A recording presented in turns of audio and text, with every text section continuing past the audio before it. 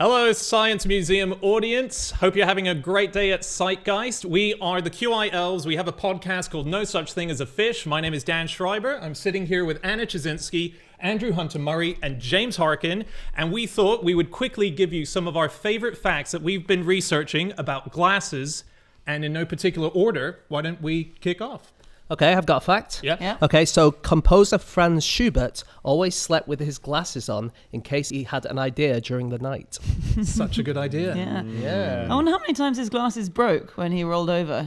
Is that a thing that happens? Dan, you wear glasses? Yeah, they do break if you wear them. But what were glasses like back then? They wouldn't be like this. They would be real hazards. He would have stabbed his head if he broke. They weren't made of daggers 200 years ago. Were they not? I think they were. But they were a bit different, weren't they? Similar. Because these like curved bits that go over your ears, were they not invented so people could wear them while they were riding horses or something like that? Were I they? think so, yeah. I do know it took 400 years to invent the sides that go at the side. Really? What They're did they called do sides. before that? They Double monocle, right?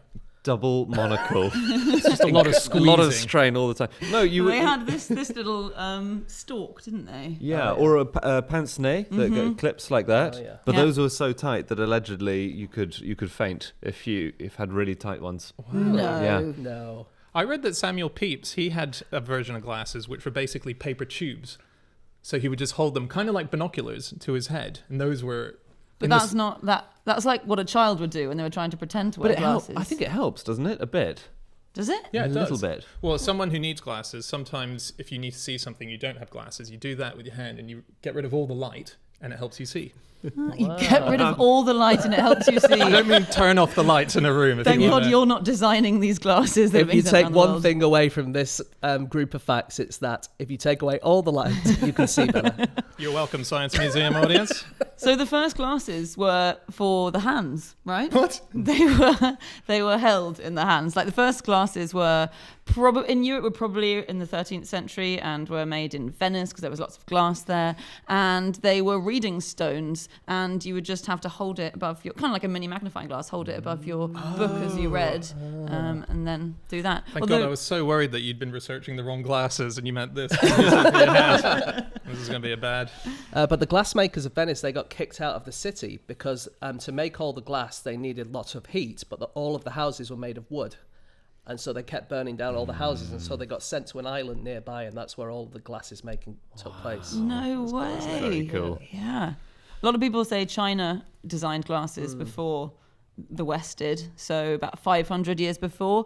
I think they were sort of flat discs. They were made of quartz back in the day. The first glasses were definitely made of quartz anyway, and they were called eye tie, which means dark clouds covering the sun. And they were used. Older people would put them on, and apparently they sort of dimmed the light a bit and made it easier for them to focus. Got rid of all the light. Got rid of all the light See? again. But they were a real sign of dignity, and so people used to wear them to show their social status, and judges used to wear them. In fact, it was compulsory for judges in China to wear glasses for a time because it made them look kind of respectable. Even if they didn't need them. Yeah, That's absolutely. great. But Yeah. I actually read in this book on this very table today that the judges, they wore dark glasses like sunglasses, but they didn't wear it for the light. They wore it so that people couldn't see their expressions. Yes, I've read that. I've never been able to find whether it's actually true. But how big But are it was in these there. glasses that they're hiding your... Because I can see if someone wearing sunglasses is grinning. You're right. It was just the eyes.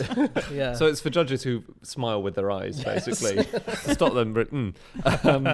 So I found this. This is that glasses were invented, or the very earliest spectacles were invented in the 13th century towards the end. But they weren't prescribed by doctors for nearly 400 years because...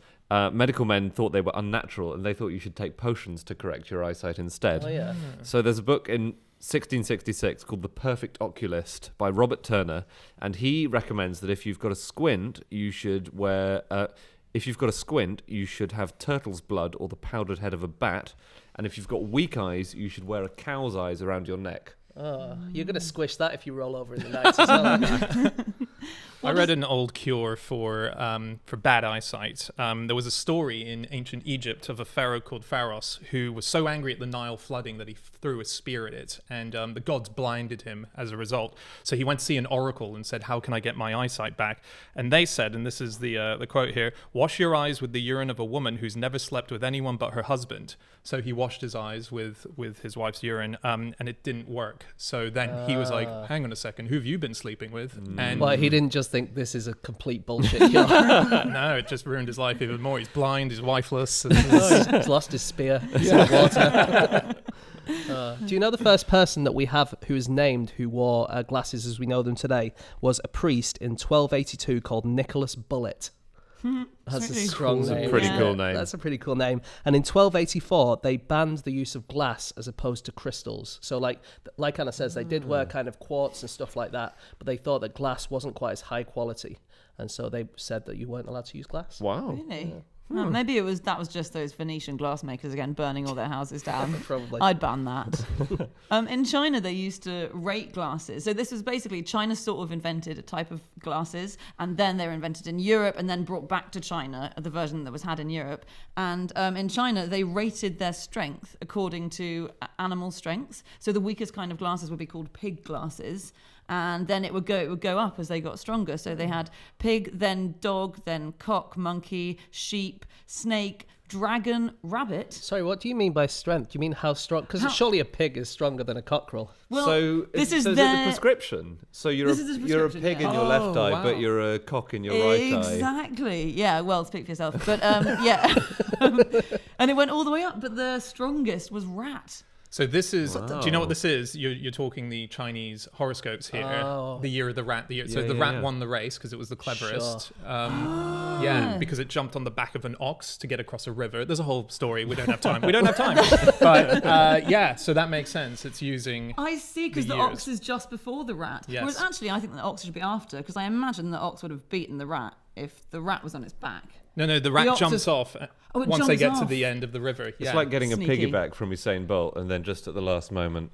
I would Yeah. call that cheating. I would say that person hasn't won the race. Do you know what the sign of an optician's shop used to be? And this is even into the 20th century. Oh, no. So now it's just like like a pair of glasses? It's or a pair of something? glasses, yeah. But, you know, like, so barbers have the red and white Yeah, striped yeah. pole. So the sign of an optician was a stuffed turtle in the window of your shop. Why? Because a lot of tortoise shell was actually made of turtle shell glasses, you know, the frames. yeah. So you'd have a stuffed turtle in the shop and everyone would know, oh, great, it's the opticians. Really? Yeah. I mean, just write opticians. Then you don't have to murder a turtle every time you set up a shop. But some people are illiterate, for example. Yeah, Yeah. good point. Yes. Some Yeah. people can't see well enough to identify the letters, but No. they can see a turtle. Yeah. Actually, in the early 20th century, they a lot of the opticians didn't want advertising because they were worried this is a noble art, and what they didn't want is for people to come along with their cheap glasses and they'd say, "Oh, this one's much cheaper," and then people would buy it. So they wanted no prices anywhere. And they went to the extent that in Kentucky they had a law where optometrist signs could be no more than 4 inches high. That's so cruel. Isn't it? Do you mean as in you couldn't place them more than 4 inches above the ground, or the sign itself? Sorry, the you could sign put the sign 10 metres up. Yeah, but it could the be as sign- high as one. Although if it's 10 meters up, they're not going to be able to see it, are they?